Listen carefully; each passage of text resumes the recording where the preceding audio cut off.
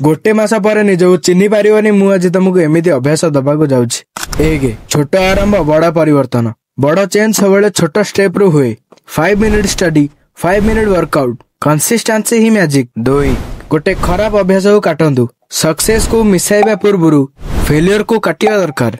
Late night scrolling अधिक social media एटा गोटे bad habit आज छाड़ंतु। 3 माइंडसेट अपग्रेड नेगेटिव भावना success रो सबुठु बड़ ब्लकर।